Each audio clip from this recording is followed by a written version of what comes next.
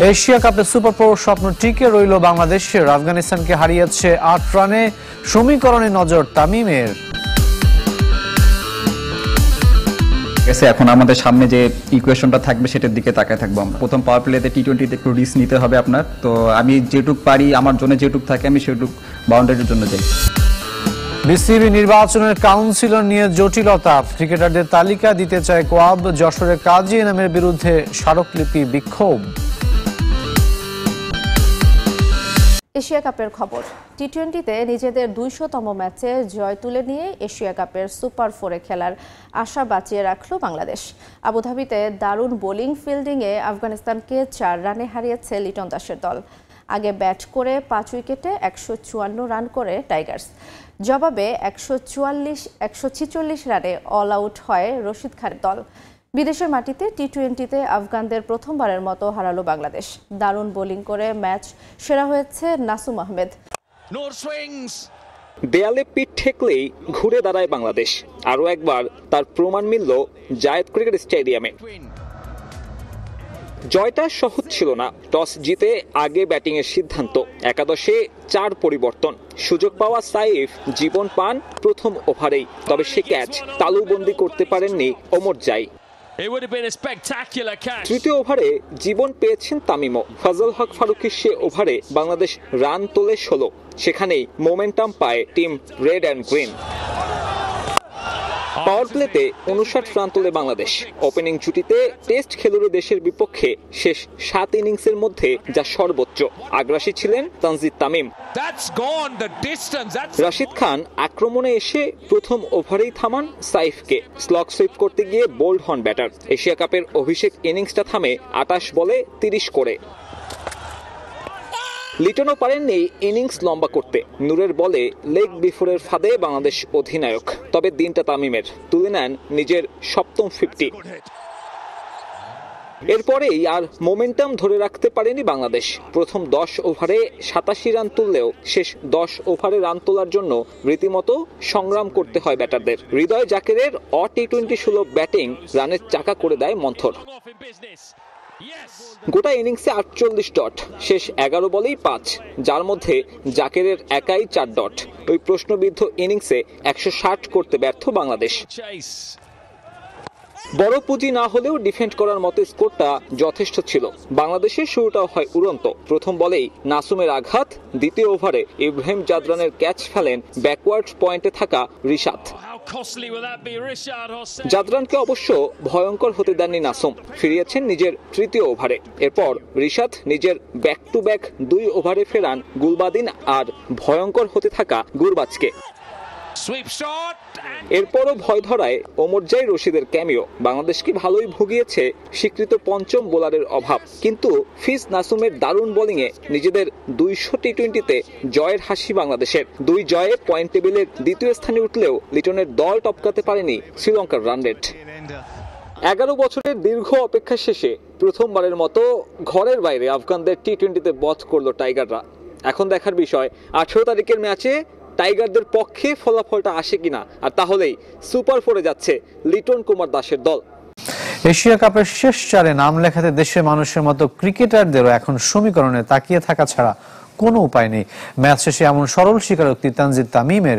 নিজের 50 কিংবা এবছর লাল সবুজ জার্সিতে সর্বাধিক ২৬-৬ ছাপিয়ে গুরুত্বপূর্ণ ম্যাচ জয়ের জন্য বোলিং ইউনিটকে আলাদা কৃতিত্ব দিয়েছেন বাংলাদেশের এই ওপেনার। ইকুয়েশনটা থাকবে সেটার দিকে তাকায় থাকবো আমরা। সহজ স্বীকারোক্তি। শ্রীলঙ্কা আফগানিস্তান ম্যাচে বাংলাদেশের নজর। রান রেটে মনোযোগ না দেয়ায় সুপার 4 নিয়ে অনিশ্চয়তা। ডুয়ার ডাই এমন সমীকরণ জয় করেছে লিটন দাসের দল। ২ ওপেনার সামর্থ্যের প্রমাণ দিয়েছেন। ৬ ওভারে ৫৯ রান। টি-20তে আফগানদের বিপক্ষে পাওয়ার প্লেতে টাইগারদের সর্বোচ্চ। সবসময় অলওয়েজ পজিটিভ থাকা ট্রাই করি, কারণ প্রথম পাওয়ার প্লেতে টি-20তে একটু রিস্ক নিতে হবে আপনার। তো আমি যেটুক পারি, আমার জন্য যেটুক থাকে আমি সেটুক বাউন্ডারির জন্য যাই। পুরো ইনিংসে ৪৮ ডট। শেষ ৫ ওভারে ৩৫ রান। ধীর গতির ব্যাটিংয়ে প্রশ্নের মুখে শামীম পাটোয়ারি ও জাকের আলীর ভূমিকা। তবে উইকেটের দায় দিয়ে সতীর্থদের আগলে রেখেছেন তানজিদ তামিম। উইকেটটা একটু ট্রিকি ছিল, আপনি দেখছেন যে বল অতটা ভালো ব্যারে আসছিল না। তো আমার মনে হয় সবাই চেষ্টা করছে ভালো কিছু করার শেষের। আবুধাবিতে পঞ্চম বোলারের অভাব অনুভব করেছে বাংলাদেশ। তারপরও 154 রান ডিফেন্ড করতে পারায় বোলিং ইউনিটকে কৃতিত্ব দিয়েছেন বাংলাদেশ ওপেনার। আমাদের বোলিং যেরকম line up world class bowler, সব অনেক এক্সপিরিয়েন্স টি-20-তে। তো আসলে যে স্কোরটা হয়েছে আমাদের বিশ্বাস ছিল যে আমাদের বোলার এটা ডিফেন্ড করতে পারবে, তো অবশ্যই তাদের credit goes to the bowlers. নিজের 50 আর এবছর লাল সবুজ জার্সিতে সবচেয়ে বেশি 26 ছয়। ওসব নিয়ে খুব একটা উচ্ছ্বাস নেই জুনিয়র তামিমের, ভাবনায় এশিয়া কাপের শেষ চাপ। আফগানিস্তানকে হারালেও এখনও নিশ্চিত নয় বাংলাদেশের সুপার ফোর। টাইগারদের তাকিয়ে থাকতে হবে শ্রীলঙ্কা আফগানিস্তান ম্যাচের দিকে, সেখানেও আছে যদি কিন্তু। লঙ্কানরা আফগানিস্তানকে হারালে গ্রুপ রানার্স আপ হিসেবে লিটনের দল যাবে সেরা চারে। আফগানিস্তান জিতলেও সুযোগ থাকবে, তবে তাদের জয়ের ব্যবধান হতে হবে বড়। কিন্তু লঙ্কানদের যদিও আফগানিস্তান ছোট ব্যবধানে হারায়, তবে কপাল পুড়বে বাংলাদেশের। জয়ের পরে বাংলাদেশ দল এখন সুপার ফোরের স্বপ্ন আবারও দেখছে। আফগানিস্তানের বিপক্ষে জয়ের ব্যবধানটা 44 রানের বেশি হলে অন্তত কোনো ধরনের সমীকরণ ছাড়াই দুবাইয়ে সুপার ফোরের সমীকরণ আটানো শুরু করতে পারত বাংলাদেশ ক্রিকেট দল। তার কারণ প্রথম ম্যাচে হংকংয়ের বিপক্ষে আফগানিস্তান যে নেট রান রেটটা বাড়িয়ে নিয়েছে, সেই নেট রান রেটটা ওভারকাম করতে হলে এখন একটা পাহাড় সম সমীকরণ অপেক্ষা করছে টাইগারদের সামনে। যদি শ্রীলঙ্কা আফগানিস্তানকে নাও হারাতে পারে, তবুও বাংলাদেশ যেতে পারে সুপার ফোরে। কিভাবে?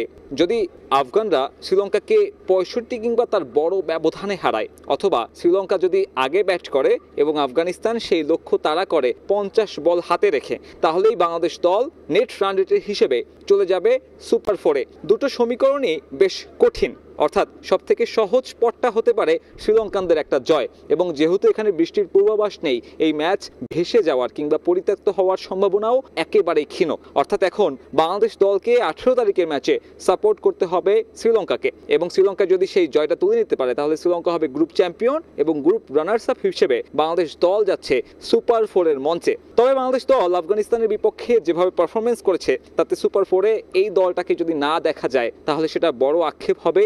একে তো এবারের এশিয়া কাপের জন্য, দ্বিতীয়ত বাংলাদেশি সমর্থকদের জন্য, কারণ তারা এই দলটাকে যেভাবে ভালোবাসে, তাতে টুর্নামেন্টের অনেকটাই আমেজ নির্ভর করবে বাংলাদেশ দলের থাকা না থাকার উপরে। ঢাকার 4 ক্লাবের মালিকানা নিয়ে দুপক্ষের দ্বন্দ্ব চরমে। টানা 2 দিন শুনানি হলেও এখনও সমাধান আসেনি। নিরাপত্তা শঙ্কায় এদিন হাজির হননি 4 ক্লাবের মালিক দাবি করা তানভীর আহমেদ। তার পরিবর্তে পাঠিয়েছেন প্রতিনিধি। তানভীর যোগ দিয়েছেন ভার্চুয়ালি। যদিও নিজেদের বিরুদ্ধে ওঠা অভিযোগ অস্বীকার করেছেন বিসিবির সাবেক পরিচালক লোকমান হোসেন ভূঁইয়া। বুধবার 4 ক্লাবের মালিকানার বিষয়ে রায় ঘোষণা করবেন অবসরপ্রাপ্ত বিচারপতি মির্জা হোসেন হায়দারের ট্রাইব্যুনাল। এদিকে টুর্নামেন্টের মাঝপথে পাকিস্তানের এশিয়া কাপ বয়কটের সম্ভাবনা আরও ঘনীভূত হলো। ম্যাচ রেফারি অ্যান্ডি পাইক্রফটকে অপসারণ না করানোয় সালমান আঘারা বয়কট করেছে সংযুক্ত আরব আমিরাতের বিপক্ষে pre match press conference. Asia কাপে পাকিস্তান আর কোনো ম্যাচ খেলবে কিনা সে বিষয়ে সৃষ্টি হলো নতুন ধোঁয়াশা।